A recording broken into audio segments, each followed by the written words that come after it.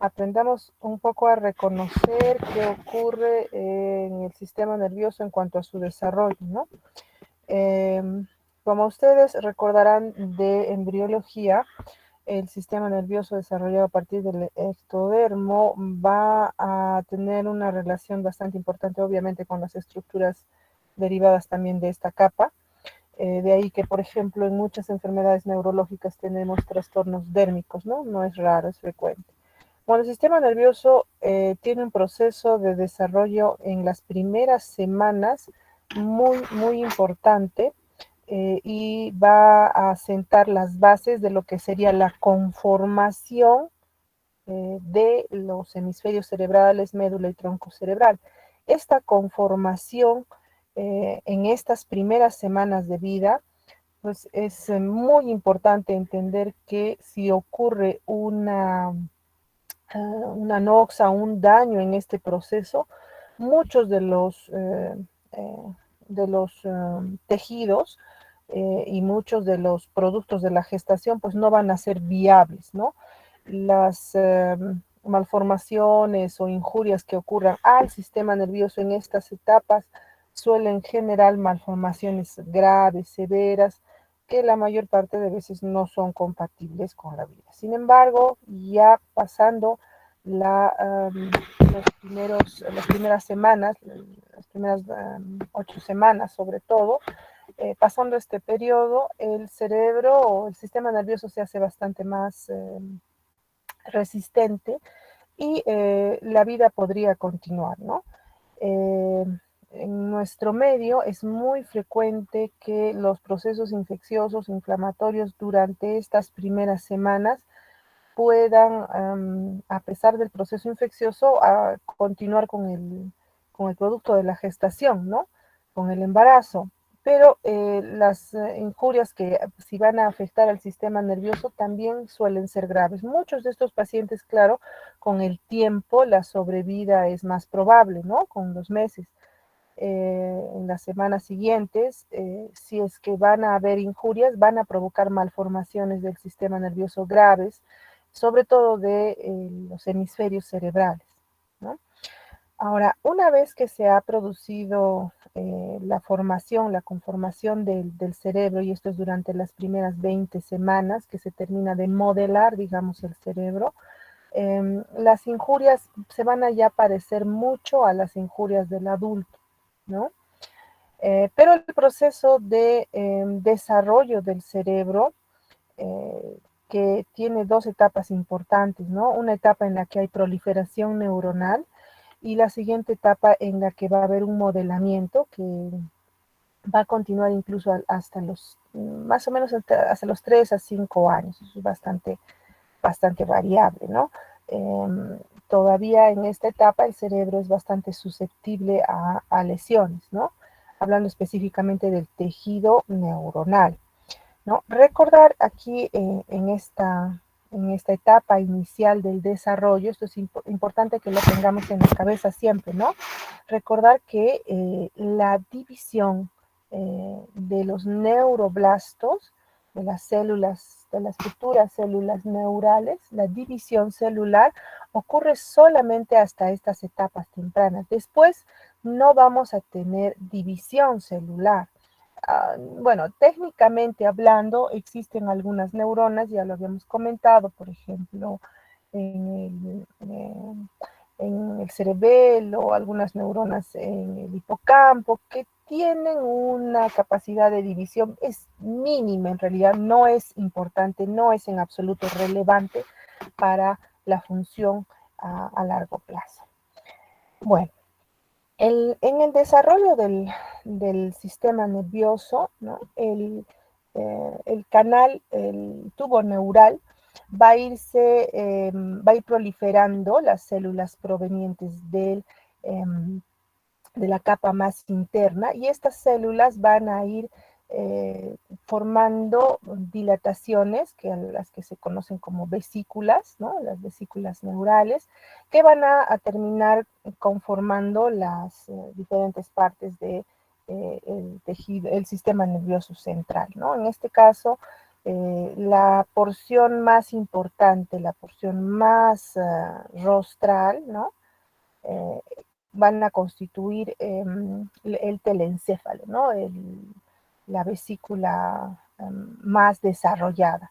Este tejido tiene un desarrollo complejo que va a depender de muchos factores estimulantes sistémicos del producto para que se pueda desarrollar el cerebro, ¿no?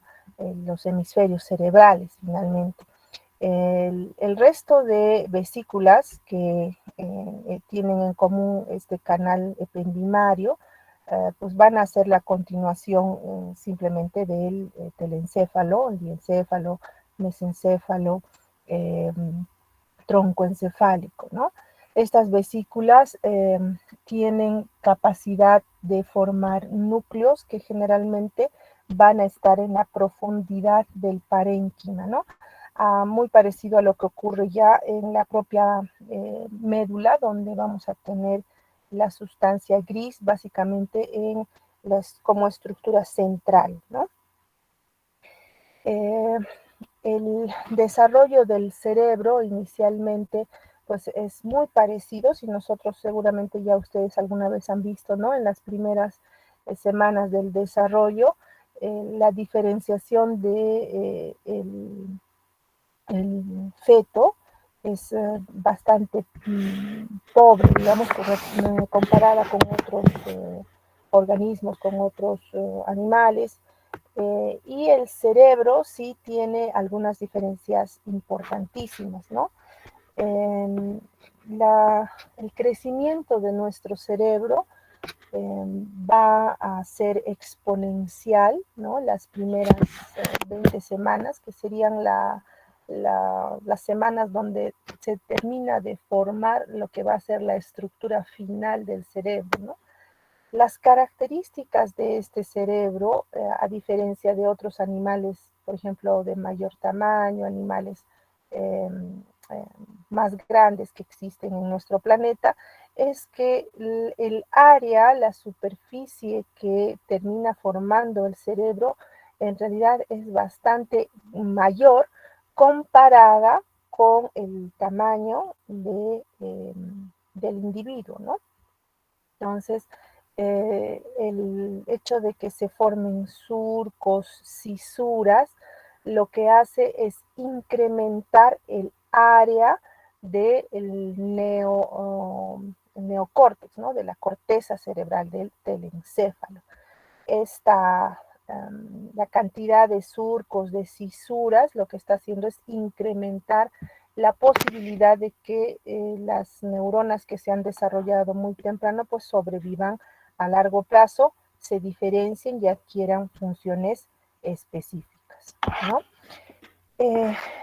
Entonces tenemos estos 4 procesos básicos, ya hablando del desarrollo propiamente. El primero es la proliferación neuronal. Recordar que la proliferación neuronal, sobre todo las primeras semanas de vida, pues se va a detener cuando la célula haya alcanzado la superficie de la corteza. Esto es migrando desde el canal del epéndimo y llegando hacia a la superficie, ¿no? Para que termine de formarse esta corteza. Esta proliferación neuronal las primeras semanas todavía no tiene una función asignada, ¿ya? Las neuronas van a tener poca diferenciación, los neuroblastos todavía no adquieren una función específica y es un proceso aparentemente de capacitación, ¿no? Que va a ocurrir después, que es la migración neuronal. Este proceso de capacitación le va a conferir a esta neurona algunas funciones. Aquí ya empieza a desarrollarse la actividad de despolarización neuronal una vez que ha llegado a la corteza propiamente.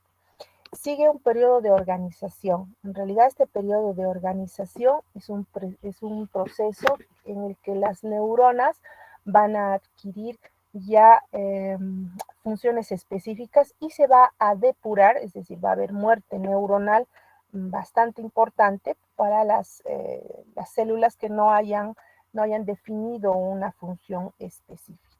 Aquí ya tenemos a las neuronas en la corteza, tenemos los surcos, las cisuras que hemos visto, y viene un proceso bastante largo que dura años, ¿no? Probablemente, en realidad dura muchos, muchos años, pero probablemente hasta los 3 a 5 años es la fase de mielinización más importante. El hecho de que un niño, por ejemplo, tenga las neuronas motoras bastante bien funcionantes a los meses o al año, pero todavía existe esta torpeza motora que vemos en los niñitos pequeñitos, se debe a que el proceso de mielinización y obviamente también de capacitación de esa neurona, pues no, todavía no se ha completado, ¿no? Entonces, un término que los pediatras lo utilizan mucho, ¿no? Si a alguno de ustedes les interesa la pediatría, justamente este proceso, estos procesos del crecimiento y desarrollo del tejido neuronal cerebral, pues son bastante complejos, ¿no? Y no solo involucra el componente anatómico, ¿no? No solamente es esta estructura, pues resulta que en el caso del ser humano, y no lo tenemos en otros animales específicamente, pues el desarrollo de estas estructuras va a depender también de la influencia del medio ambiente. Vamos a hablar un poquito de esto. Esta es la definición de neurodesarrollo. Hecho programático, filogenético, histórico y vivencial. Miren, programático, ya tenemos sí un programa, ¿no? Tenemos una información que está en bruto, digamos, en el tejido cerebral, que tiene que ver también mucho con la herencia, ¿no? Estímulo que tendrán los genes en estas células, pero aquí hay algo que es muy importante de reconocer, es también un hecho histórico y vivencial, y vamos a ver por qué, ¿no? Estos procesos que terminan.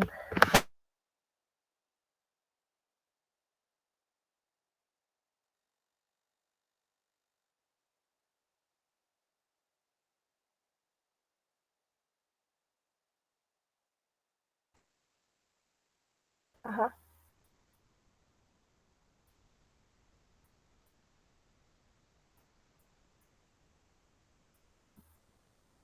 Sí, por favor, dile que tome su cita con el resultado, que tome una cita.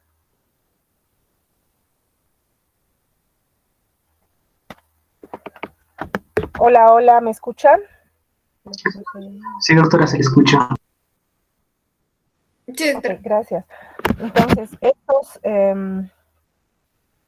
estos procesos del desarrollo cerebral son procesos complejos, ¿no? Son procesos, miren, discontinuos, lentos, van a diferentes velocidades. Los genes le van a dar el programa, pero estos factores, suena feo, ¿no? El nombre, factores epigenéticos, son los que van a determinar la actividad final que va a convertir a estos bebés en las personas que son, ¿no? Y son factores múltiples, existen factores propios, ¿no? Los intrínsecos, por ejemplo, la influencia hormonal, ¿no? La interacción celular y factores ambientales, ¿ya? Hay algunos principios que hay que entender. Primero, la especificidad nerviosa.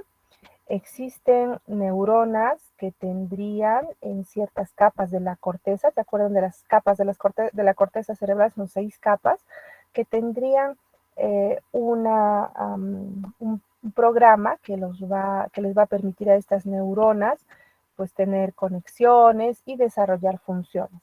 El ejemplo más típico, hay muchos ejemplos, pero el más típico es el de las neuronas gigantopiramidales de Betz, ¿no? Si ustedes recuerdan, estas neuronas que están entre la capa 4 y la capa 5 de la corteza son unas neuronas voluminosas, grandes, cuya función está relacionada básicamente con la actividad motora, ¿no? Estas van a tener asociaciones múltiples, ¿no? Van a empezar inicialmente tienen prolongaciones, ¿no? Axonales, que van a permitir su asociación con otras neuronas para poder desarrollar el movimiento en relación a una respuesta sensitiva, ¿no? Ahora, dependiendo de si la unión, la asociación con la otra neurona es de utilidad para esta persona, para realizar este movimiento o esta actividad motora, pues esa asociación celular pues va a fortalecerse y finalmente se van a producir uniones celulares bastante importantes, bastante activas y efectivas que van a hacer que esta información que se va de una célula a otra, de una neurona a otra, pues sea mucho, mucho mayor, ¿no? Si es que esta actividad no me sirve, no tiene mayor importancia, pues puede haber un cambio en la asociación de estas redes neuronales, ¿no? A eso se llama plasticidad sináptica. Pues repasemos algunas fases. La fase de diferenciación neuronal. Esta vamos a tener los neuroblastos. Aquí también es importante señalar el neuroblasto ya empieza a adquirir algunas funciones de metabolismo celular para la generación de proteínas. Ustedes saben que la neurona tiene una amplia capacidad de producción de neurotransmisores, de proteínas, ¿no? Y estas durante las primeras semanas, generalmente las 20 semanas es el punto más importante, ¿no? Para el desarrollo de estas estructuras intracelulares, incluyendo la formación de microtúbulos, microfilamentos. Recuerden eso, ¿no? Los microfilamentos, los microtúbulos de los que hemos hablado, por ejemplo, en el Alzheimer, se van a desarrollar en estas primeras fases y van a adquirir la conformación final de la neurona, ¿no? La proliferación neuronal hasta el segundo, cuarto mes, luego la migración neuronal desde el segundo trimestre, como les decía, hasta varios años. La proliferación de células gliales, las células gliales, recuerda que estas sí tienen capacidad de división celular, se va a producir en forma muy importante hasta antes del parto, ¿no? Y luego todavía va a continuar y tenemos células que tienen capacidad de provocar sostén o mejorar el sostén tisular, ¿no? Se forman los axones, las dendritas y empiezan a establecerse las sinapsis, ¿no? Sinapsis y finalmente mielinización. Recordar, la formación sináptica depende netamente de la actividad que realice esta célula. Tenemos neuronas que tienen una o dos asociaciones sinápticas, una o dos células con las que se interrelacionan dependiendo su función, pero tenemos neuronas también que tienen miles de sinapsis con neuronas incluso bastante alejadas de su localización, ¿ya? Este proceso sináptico es el que constituye el proceso probablemente que explique mejor la capacidad de aprendizaje, la memoria, el conocimiento, ¿no? Entonces, seguramente si ustedes tienen mucha densidad sináptica, pues sus capacidades de memoria, sus capacidades nerviosas, pues probablemente van a ser muy buenas, ¿no? Hay parte de este proceso del desarrollo también es la muerte celular programada, ¿no? Y esto es porque se depuran muchas neuronas, ¿no? Se organizan para que puedan ejercer mejor sus funciones. Luego viene más o menos entre el sexto mes y el primer año de vida, las asociaciones neuronales que van a ser más estables, ¿no? Es decir, inicialmente la descarga, la despolarización que hace una neurona y que hace sinapsis con otra, pues inicialmente quizás solo va a ser una relación eléctrica, pero después ya se convierten en uniones celulares que suelen ser canales incluso de relación entre una y otra neurona que permiten que la información viaje más rápido. Ahora, esta asociación, aquí un poquito de atención, esta asociación entre neuronas, miren, depende de la experiencia, ¿ya? Si un individuo es expuesto a un estímulo, y vamos a hablar de algo que es bastante llamativo, por ejemplo, el lenguaje, ¿no? Si a este individuo, qué sé yo, en el nacimiento, primero que en la etapa, los 2 o 3 meses anteriores al parto, ¿no? Generalmente ya el lenguaje de la madre o lo que vaya a escuchar, porque no solamente escucha a la mamá, ojo, el niñito, el lenguaje ya va a provocar que las neuronas pues se acostumbren, por ejemplo, a manejar el tono de voz, el ritmo de voz de la mamá. Tanto así que cuando nace, la voz de la mamá debería reconocerla, ¿no? Muy tempranamente. Y bueno, a partir de esto se han desarrollado también algunos trabajos de estimulación prenatal, ¿no? Esto podría justificarlo. Bueno, el hecho es de que, por ejemplo, en el caso del lenguaje, ya para nacer, este niñito ha escuchado y se ha acostumbrado a reconocer el tono de voz, las inflexiones del lenguaje que tenga la madre, ¿no? Y que tenga el lenguaje al que está siendo expuesto, ¿no? Esto va a hacer también que ocurra, por ejemplo, disminución de la densidad sináptica inicial, ¿no? ¿Por qué? Porque las vías de asociación sináptica se van perfeccionando, ¿no? Hay un refinamiento entonces cualitativo, se maneja mejor la información, ¿no? Puede el niño saber si la mamá está molesta o si la mamá está feliz, claro que sí, pueden reconocer simplemente eso por la inflexión que tenga la voz, ¿no? Finalmente, cuando llegamos a las siguientes semanas después del parto, pues ya la neurona va a tener una identidad funcional. El área de Broca que se ha ido formando, pues va a tener neuronas especializadas justamente en reconocer este tipo de lenguaje, ¿no? Para ponerles un ejemplo más, en bebitos o niños que no han sido expuestos al lenguaje, a un estímulo del lenguaje, pues resulta que, por ejemplo, chicos que han sido abandonados, que han sido cuidados por personas que no hablaban, pues si no son estimulados, pues el área del lenguaje, el área de Broca, el área de Wernicke, pues se van a ver un tanto atróficas y no se van a desarrollar o van a van a ser conducidas estas neuronas a realizar otras funciones, ¿no? Miren, eso es muy, muy importante de saber. Resulta que nosotros, específicamente para este caso, tenemos un proceso que ocurre durante los primeros años, ¿no? En el que la corteza la corteza primaria del lenguaje, pues si no es estimulada, no se va a desarrollar. Las personas simplemente no hablan, ¿no? Nos ha ocurrido algunas veces de repente, no sé si han escuchado, ¿no? De una niñita que no hace muchos años fue encontrada en la selva y que era criada por los abuelitos que nunca le hablaron, la tenían encerrada, ¿no? Entonces nunca desarrolló el lenguaje. Se puede hacer un montón de cosas, pero ya el desarrollo del lenguaje es muy pobre porque esa neurona no desarrolló, ¿no? Igualmente ocurre para el resto de actividades, ¿no? Sensitivas, cognitivas, etcétera, con tiempos diferentes, ¿no? Los tiempos de desarrollo de estas áreas de la corteza son distintos, ¿no? Miren, la etapa para el desarrollo de funciones cognitivas más importante, ¿qué etapa es? Esa dice más o menos hasta los 3 años, ¿no?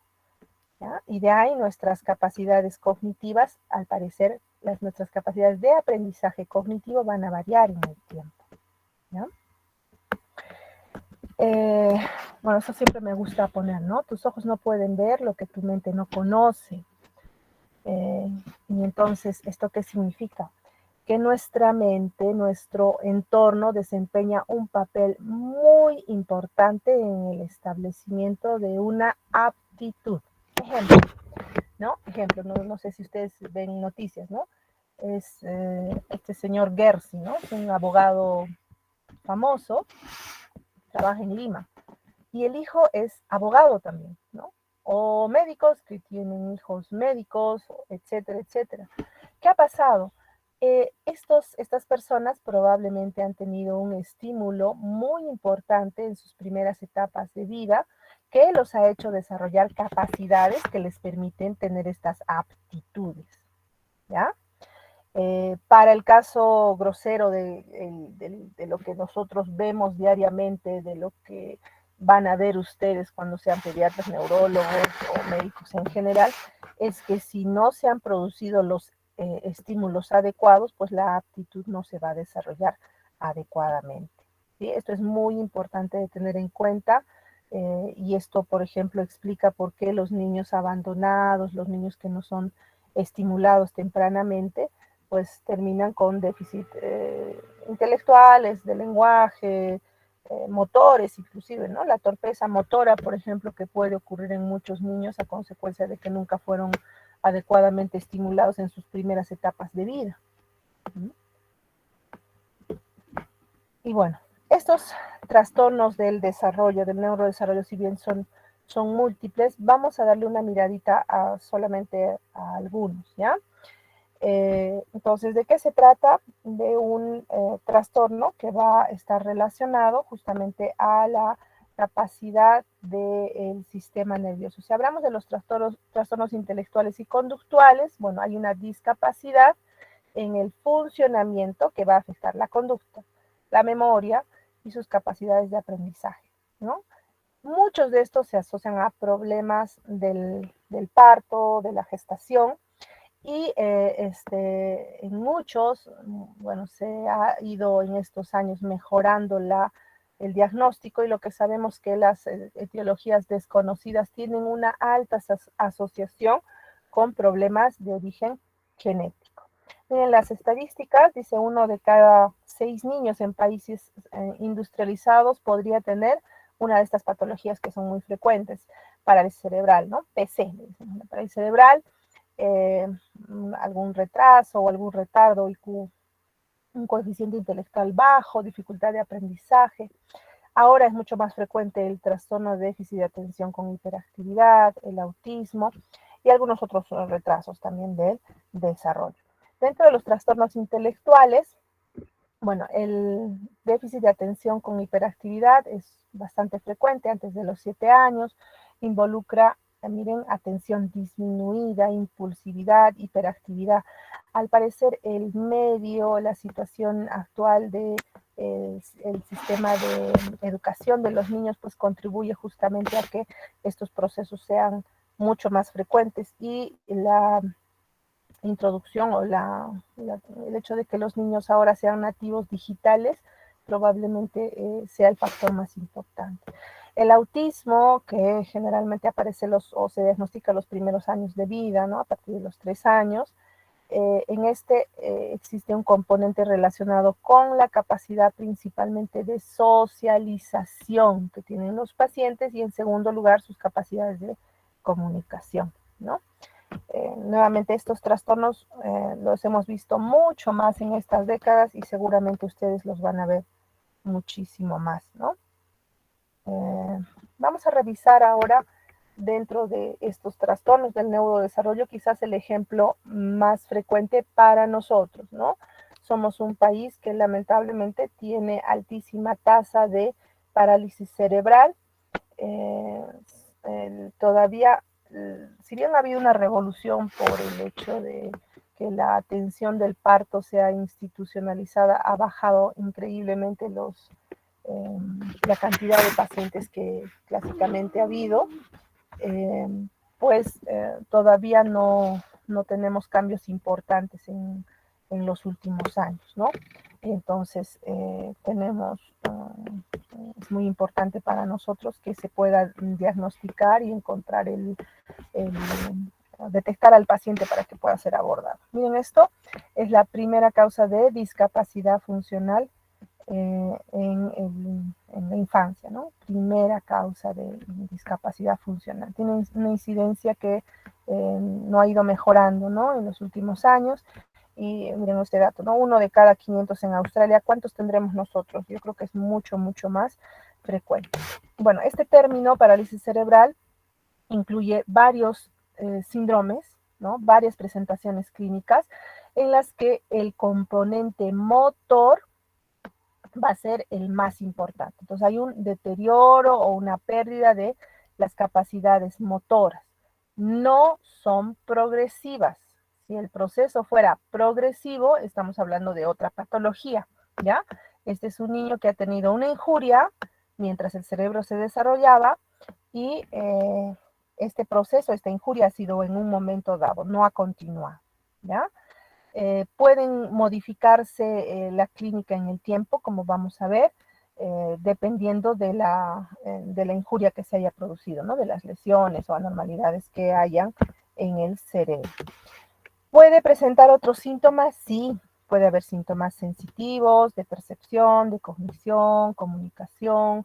La epilepsia es muy prevalente en este grupo de pacientes y secundariamente al compromiso, ya sea piramidal, extrapiramidal, pues vamos a tener también trastornos musculoesqueléticos, ¿ya? Ojo aquí, es muy frecuente que a un niño con retardo mental le digan que tenga parálisis cerebral y no es así. Tiene que haber aquí, estamos hablando, para decir parálisis cerebral, estamos hablando de que existe un componente motor de cualquier tipo, ¿ya? Piramidal o extrapiramidal. ¿Ya? La edad de presentación o de la injuria va a ocurrir desde la etapa fetal hasta los 3 años, ¿ya? Pero en realidad el diagnóstico técnicamente debería darse más o menos a los 5 años porque aquí se debieron descartar otras patologías que pueden simular parálisis cerebral, ¿ya? La localización de la lesión, ¿qué es la estructura lesionada? Bueno, estamos hablando de cerebro, ¿no? Se restringe a lesiones cerebrales. No hablamos de lesiones medulares, ni tampoco de lesiones de nervio periférico, ¿ya? Tampoco lesiones musculares. Entonces, la estructura dañada es el cerebro, por eso se llama parálisis cerebral. Y esta lesión cerebral tiene que afectar la actividad motora en cualquier área del cerebro. Puede ser tejido o las neuronas piramidales o las neuronas o los tejidos que componen el sistema extrapiramidal, ¿no? Una de las comorbilidades muy frecuentes es la epilepsia, ¿no? En grado variable 15-60%. Si es que hay mayor compromiso motor, probablemente sea más probable la epilepsia. El retardo mental también tiene altísima comorbilidad o relación con esta patología y se presentan dificultades diversas de varios tipos, ¿no? Generalmente la causa de la parálisis cerebral es múltiple, ¿no? La etiología en la mayor parte de veces es una etiología multifactorial que van a provocar pues una injuria de un cerebro que está en desarrollo. Reitero, cerebro que está en desarrollo. ¿Eso qué significaría? Que incluso en pacientes que todavía no han completado la mielinización, por ejemplo, un traumatismo que se produzca en un niño de 1 añito, de 2 añitos, va a terminar en parálisis cerebral. ¿Por qué? Porque la injuria fue cuando todavía no se completó el desarrollo del cerebro, ¿no? La verdad es que, exceptuando estos casos excepcionales, el TEC, por ejemplo, que les acabo de poner, la etiología muchas veces es muy difícil de establecer. Quizás los factores más importantes están en relación, como ustedes están viendo en esta lista, con procesos que han ocurrido ya sea antes o durante el parto. Eso es lo más frecuente, ¿no? Entonces tenemos anormalidades placentarias, problemas de manejo del parto, bajo peso al nacer, aspiración de líquido meconial, el parto instrumentado, la cesárea de emergencia, el antecedente de asfixia, ¿no? Para nosotros esto es muy importante. Siempre estamos determinando, ¿ha habido o no ha habido asfixia cuando nació? Si hubo crisis epiléptica de cualquier causa, ¿no? A veces la crisis epiléptica puede ser de causa, qué sé yo, hiponatremia o algún trastorno metabólico, ¿no? Y puede condicionar también injuria en el cerebro. Distrés respiratorio, la hipoglicemia y la infección neonatal, la famosa sepsis neonatal, ¿no? Ahora, la clasificación está en relación a la clínica, ¿no? Al componente motor. Básicamente, los nombres, dependiendo del lugar, pueden variar mucho, pero estamos hablando principalmente del compromiso de la vía piramidal y de la vía extrapiramidal. Vamos a ver entonces que tenemos parálisis cerebral espástica. ¿De qué estamos hablando? De compromiso piramidal. Entonces, ¿qué tendremos? Tendremos monoparesia, hemiparesia, cuadriparesia, con hiperreflexia, hipertonía, ¿no es cierto? Babinski, Hoffman, etcétera. O sea, un síndrome piramidal, ¿ya? Este es el más frecuente de todos y constituye más o menos el 80% de los pacientes con parálisis cerebral. Aquí se añaden la parálisis discinética. Discinética, en esta vamos a tener movimientos involuntarios, tremor, rigidez, distonía, corea, atetosis, cualquier movimiento involuntario. La parálisis discinética pura, ojo, que hace referencia obviamente al compromiso de la vía extrapiramidal, es menos frecuente, y lo que sí es que muchas veces se asocia, ¿no?, a la parálisis espástica. A veces predomina una de las dos y le ponemos el nombre de la que predomina, ¿no? La parálisis atáxica es menos frecuente y específicamente hace referencia a los problemas relacionados con la bipedestación, con la coordinación, ¿no? En algunos casos pueden estar asociadas estas dos, la discinética y la atáxica. Y la PC mixta quizás sea la forma más frecuente. En realidad es una asociación de síndrome piramidal y un síndrome extrapiramidal, ¿no? En este niño, por ejemplo, lo que estamos viendo aquí, ¿qué es lo que ocurre? Una disminución del tono muscular, por eso miren el rango de movimiento, ¿no? Es bastante amplio en los miembros inferiores, a diferencia de una parálisis cerebral espástica que suele dar pues más rigidez, ¿no? Más espasticidad, perdón, espasticidad, no rigidez, sino espasticidad de las extremidades, se ponen duras, rígidas, y por eso es que estos pacientes aparecen con rangos de movimiento muy disminuidos, ¿no? Ahora, también por su topografía podemos decir que hay compromiso unilateral, bilateral, monoplegia, hemiplegia, diplegia cuando referimos a los dos miembros superiores, o cuadriplegia cuando se involucran todas las extremidades. El proceso fisiopatológico, ya lo habíamos dicho, es multifactorial. Vale destacar dentro de este proceso multifactorial el peso que tiene el componente vascular, ¿no? Componente de irrigación que puede verse afectado, provocando la malformación en el cerebro, ¿no? Puede haber también procesos tóxicos, infecciones, traumatismos prenatales, perinatales, ¿no? La prematuridad. Ahora, lo que se ha visto es que los factores prenatales, gestación, parto, corresponden más o menos al 70 o 80% de los casos, ¿no? Esto es muy importante cuando nosotros recibimos al niño, porque a veces lo recibimos al año, a los 2 años de edad, y le preguntamos, ¿no? ¿Qué fue lo que pasó? Se asfixió, ¿no? Esa es la historia clásica. No lloró al nacer. Cuidado con eso, ¿no? Ese dato no hay que tomarlo como que simplemente hubo una asfixia, una encefalopatía hipóxica, sino que resulta que muchos pacientes con procesos tóxicos, infecciones, por ejemplo, las del grupo TORCH, toxoplasma, rubeola, citomegalovirus, estos pacientes, pues resulta que tienen alguna condición que predispone que el patrón respiratorio o haya falla respiratoria y terminan haciendo asfixia, ¿no? Entonces, cuidado con esa información. Dependiendo de la etapa, ¿no?, del desarrollo, pues las lesiones van a ser mucho más severas. Si tenemos, por ejemplo, una injuria entre la tercera, cuarta semana, todavía se está produciendo los neuroblastos, la neurulación primaria, pues a veces la malformación es severísima. Podemos llegar a tener anencefalia, ¿no?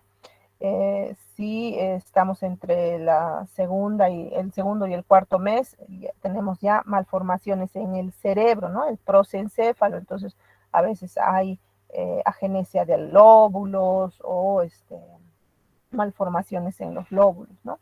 Si hablamos de proliferación neuronal, los trastornos de la migración todavía es cuando no tenemos un cerebro plano, no se ha llegado a producir la migración. Esto generalmente ocurre entre el tercer al cuarto mes. Y los trastornos de la migración neuronal hasta el quinto mes, ¿no?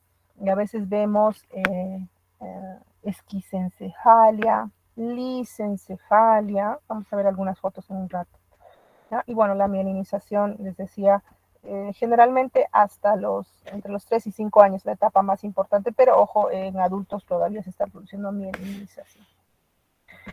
Entonces, en forma grosera, para resumir, antes de las 20 semanas que tenemos, trastornos de la migración neuronal. Y acá estamos viendo algunos. Esta es una lisencefalia, ¿no? Lisencefalia o agiria, ¿no? No hay giros. Plana, ¿no? Y de grado, se va a poner grados en relación a la imagen, ¿no? A la severidad. Aquí no vemos ningún giro, ¿no?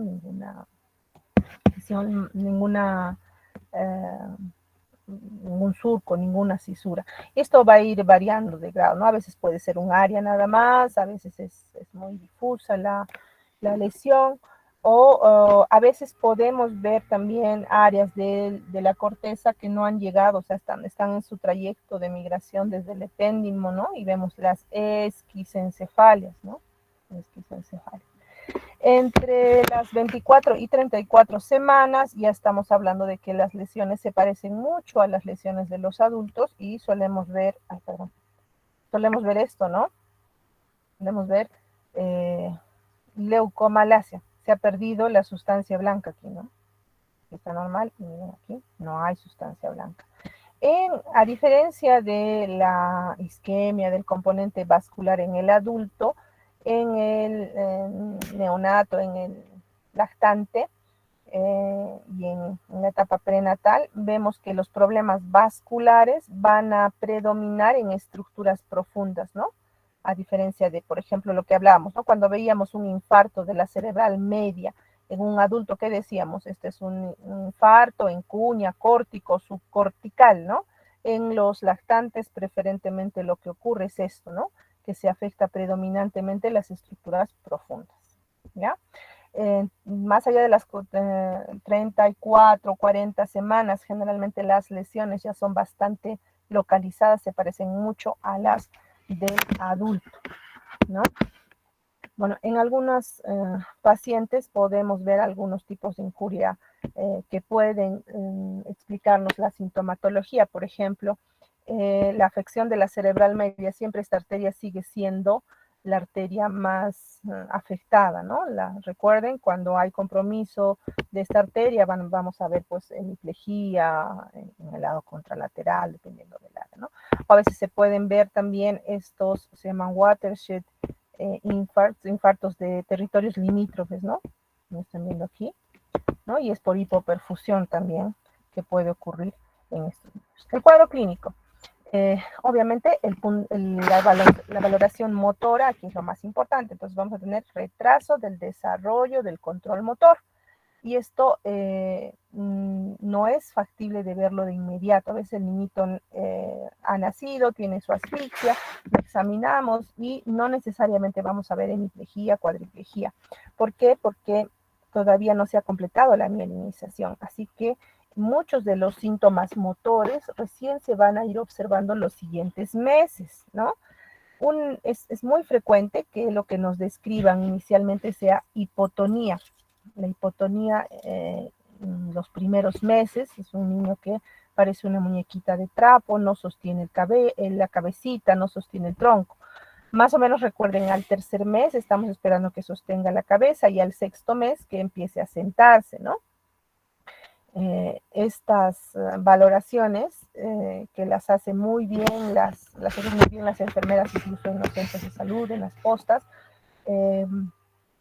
tienen que ser tomadas en cuenta, ¿no? Un niñito de 6 meses que no sostenga la cabeza, cuidado, ¿no? un niñito que tiene 12 meses y no se sienta tan bien, ¿no? Generalmente después de esta fase de hipotonía o atonía muscular, tenemos que el proceso de mielinización se ha completado y que vamos a tener espasticidad, ¿no? El síndrome piramidal clásico. La historia perinatal o prenatal tiene que ser recogida y generalmente aquí solemos encontrar pues positividad en la información, ¿no? Drogas, infecciones, diabetes, radiación, problemas con los movimientos fetales, historia de abortos, de enfermedades neurodegenerativas en la familia. El examen físico, entonces, se va a centrar en la valoración de principalmente de la vía piramidal y también de la vía extrapiramidal, porque como les comentaba, suele ser una mixtura de estos síntomas, ¿no? Tenemos hipotonía, luego espasticidad, los trastornos del control cefálico, del control de tronco, ¿no? No controlan los músculos axiales, ¿no? Las posturas asimétricas. Un niñito generalmente al nacer está en semiflexión de brazos, de piernas, ¿no? Y los niños que suelen tener estos cuadros pues están como una muñequita de trapo, ¿no? Brazos estirados, piernas estiradas, que no es lo normal. Luego, si ya estamos en etapa de evaluar marcha, pues a veces nos sostienen o demoran mucho, ¿no? Trastornos de la coordinación y también todos los signos de movimientos anormales que puedan recordar ustedes, y cualquiera de esos se pueden presentar. Hiperreflexia muy frecuente, los reflejos primitivos, ¿no? Succión, prensión, moro, a veces estos signos persisten hasta etapas muy avanzadas, ¿no? Otros retrasos del desarrollo, ¿no? No va a haber respuestas de reflejos de defensa, ¿no? Por ejemplo, la extensión de los brazos al sentarse, ¿no?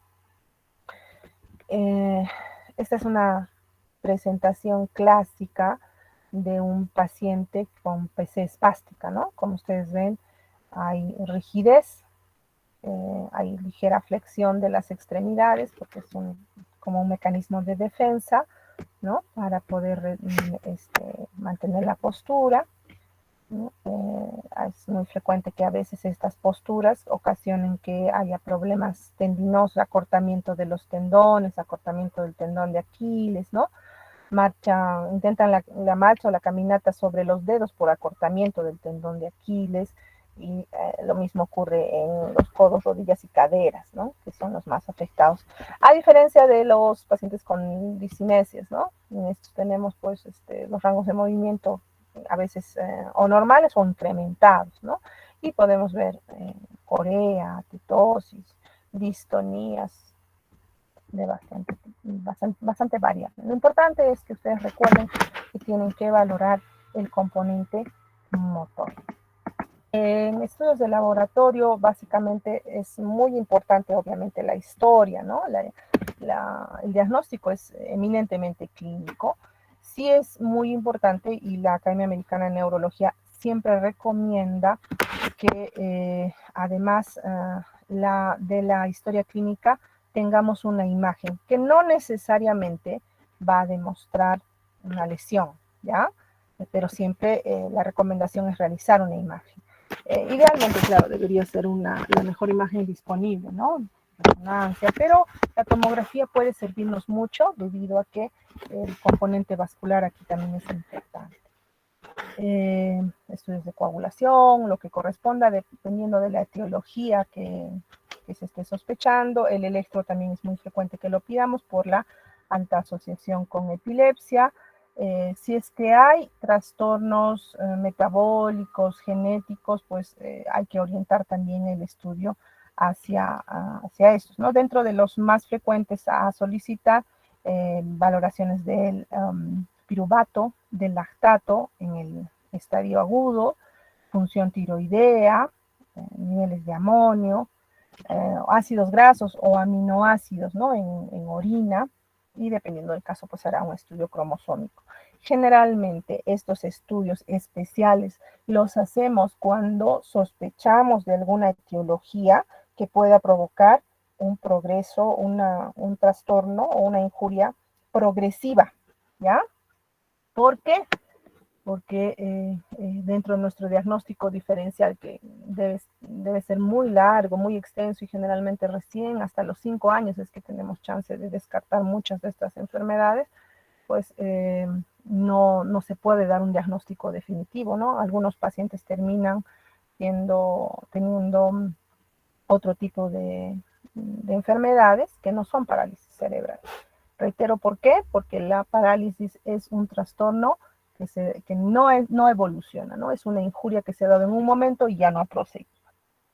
La neuroimagen, bueno, siempre recomendada para establecer pronóstico básicamente. Se puede utilizar ultrasonografía, que en los niños pequeñitos es casi un examen de rutina ahora, la ecografía transfrontalar, ¿no?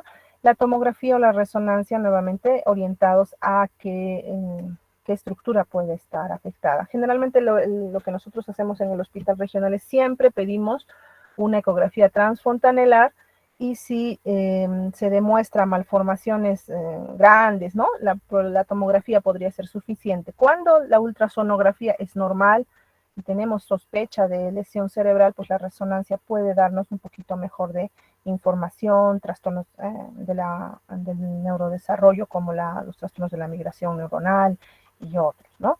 Entonces, puede localizarnos lesiones inclusive un poquito más específicas o más pequeñas, ¿no? Miren por ejemplo, ¿no? Si nosotros vemos la imagen, aquí aparentemente la lesión estaría más en el área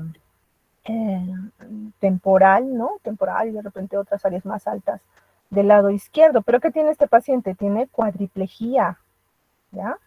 Cuadriplejía. Hay asimetría, pero ¿qué significa? Que en el otro lado también ha habido injuria, ¿no? Y aquí estamos viendo, si vemos con un poquito más de detenimiento, que hay una hipotrofia evidente en estructuras de la sustancia blanca profunda, ¿no? Aquí un niñito con una parálisis diplégica, ¿no? Y lo que vemos acá es atrofia y también un tanto de agiria, ¿no? Aplanamiento, agiria, paquigiria, casi no hay surcos, no hay cisuras, ¿no? A veces, no a veces, no, frecuentemente mejor, eso sería mejor decir, frecuentemente tenemos pacientes con cuadriplejía y miren, no se ve una lesión puntual, ¿no? Deberíamos esperar que haya infartos, ¿no? Esto nos ocurre con frecuencia. ¿Y qué es lo que suele ocurrir? Pues que ha habido un daño funcional que ha provocado el compromiso motor, la injuria de estas neuronas, ¿no? El electroencefalograma, la electromiografía. En la electromiografía, el estudio de conducción lo utilizamos mucho para descartar otras patologías, ¿ya? Que pueden simular parálisis cerebral, sobre todo las distrofias, ¿no? Tratamiento obviamente multidisciplinario.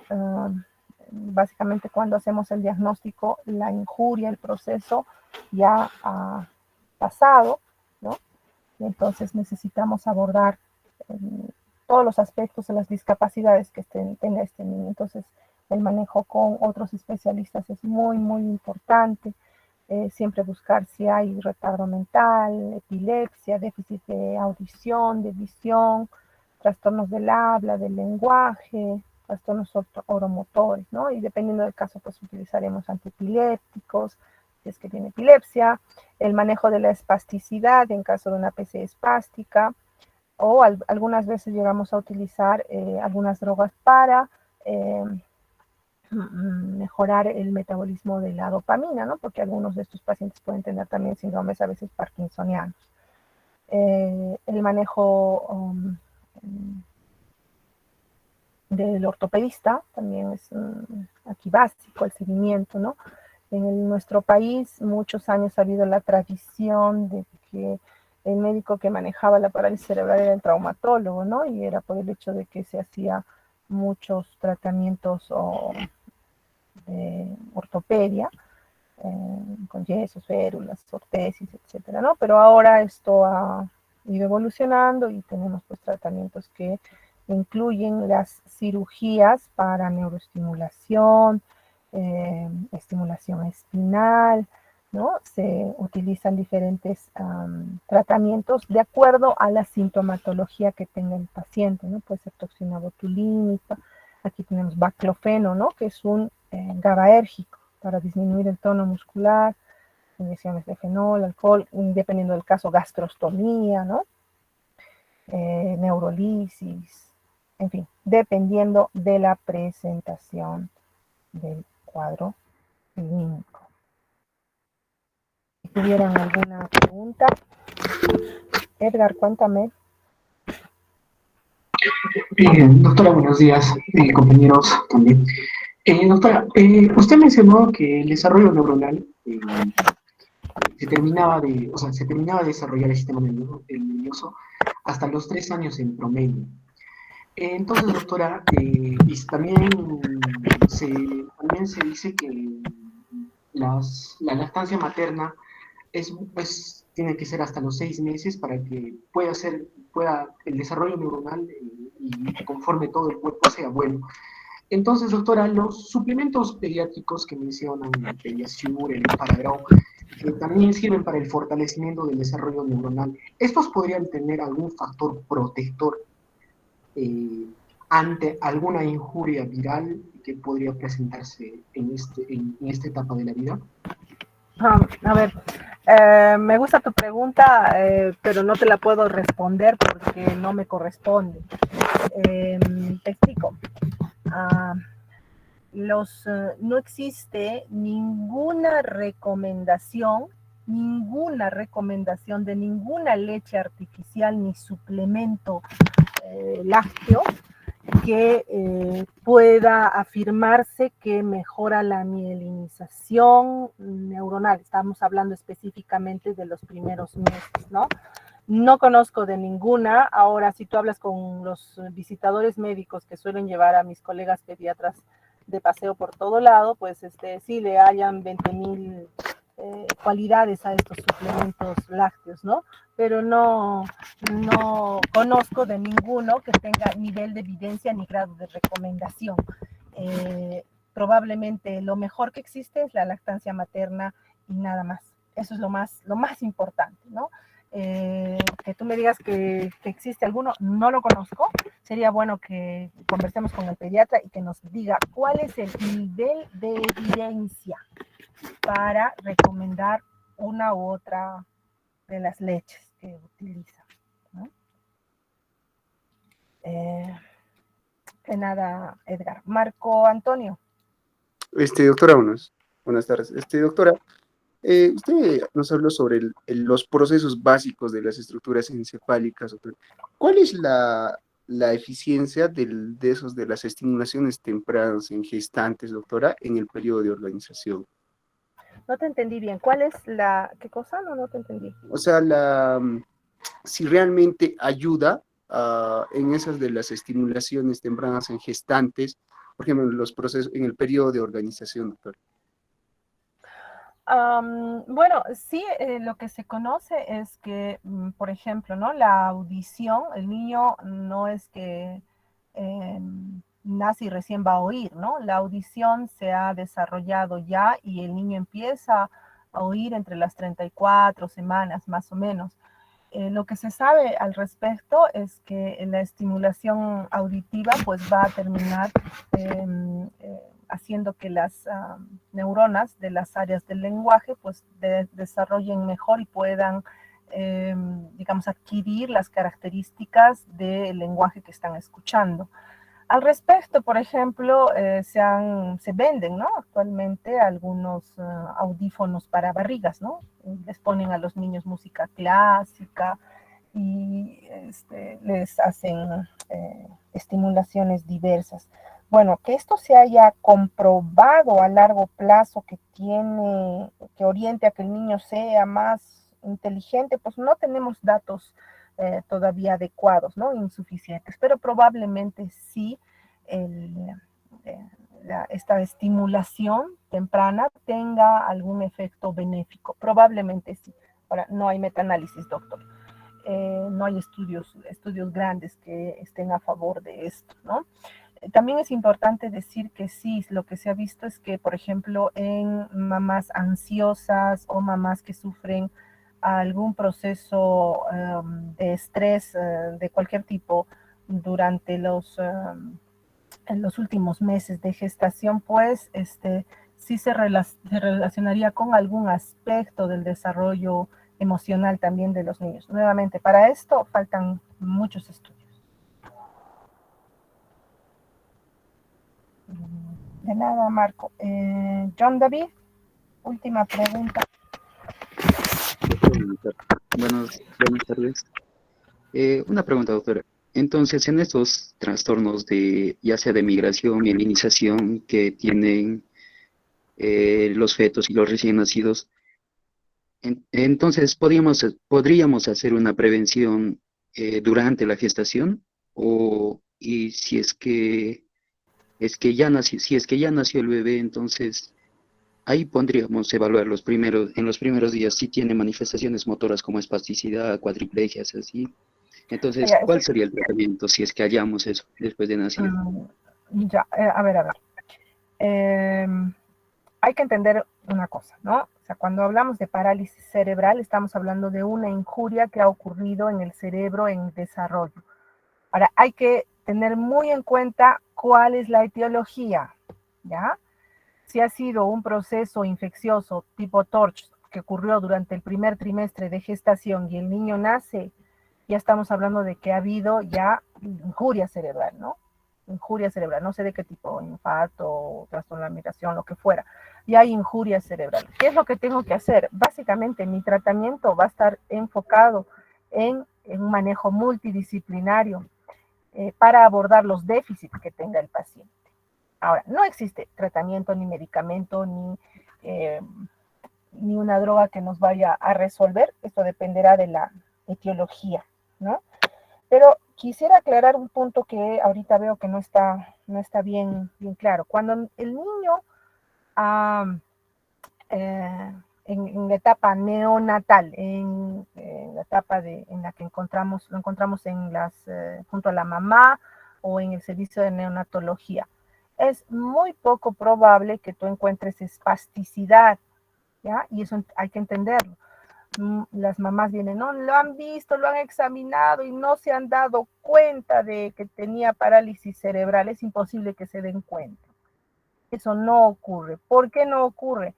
Porque no se ha completado la mielinización. Y lo que solemos tener al inicio es hipotonía. Eso es lo más frecuente. Espasticidad, muy poco probable de ver antes del primer año, ¿no? ¿Ya? Entonces tengan en cuenta eso es muy importante en el momento de evaluar al paciente, ¿no? Sí vamos a ver un síndrome piramidal, sí vamos a ver la espasticidad, la parálisis cerebral espástica va a hacerse evidente, sobre todo al año de edad, ¿no?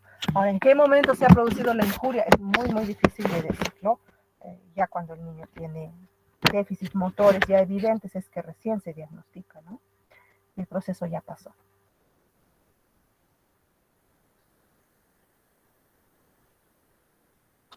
Ok, de nada, John. La toxina botulínica es para la espasticidad, así es, ¿no? Se puede inyectar en varios músculos, ¿no? El problema son los costos para nosotros, ¿no? Así es, Marco Antonio. Muy bien, doctores, espero haberles dado información que les sea útil. Espero que les vaya bien a todos en el examen. Y espero también que ya el próximo semestre podamos hacer clases presenciales. Cuídense mucho, estudien mucho. Nuevamente les reitero, el hecho de no hacer una práctica